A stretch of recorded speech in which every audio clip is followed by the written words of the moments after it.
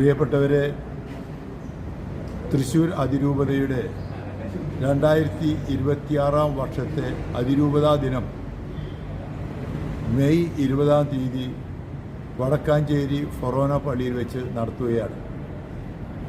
1857 May 20-നാണ് Thrissur രൂപത സ്ഥാപിതമായി.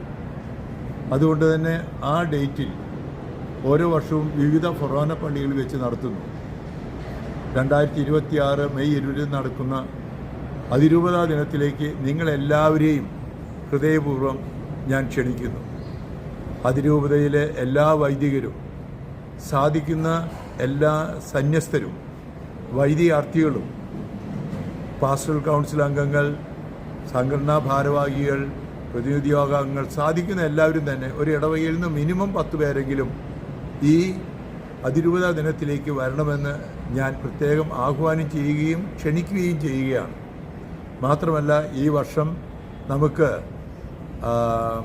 റോമിൽ നിന്ന്, പരിശുദ്ധ സിംഹാസനത്തിൽ മാർപ്പാപ്പയിൽ നിന്ന് പ്രത്യേക ബഹുമതികൾ നേടിയിട്ടുള്ള വൈദികരെ, ശബരിയ സ്ഥാനം കിട്ടിയിട്ടുള്ള വ്യക്തികളെ, ഒപ്പം തന്നെ രൂപതാ ദിനത്തോടനുബന്ധിച്ച് രൂപത അവാർഡുകൾ കിട്ടിയിട്ടുള്ളവരെ, ദേശീയ അവാർഡുകൾ കിട്ടിയിട്ടുള്ളവരെയൊക്കെ പ്രത്യേകം ബഹുമാനിക്കുകയും അവർക്ക് അതിൻ്റെ ഔദ്യോഗിക ചിഹ്നങ്ങൾ നൽകുകയും ചെയ്യുന്ന സമയം കൂടിയാണ്, അതിനവസരം കൂടിയാണ് ഈ അതിരൂപതാ ദിനം.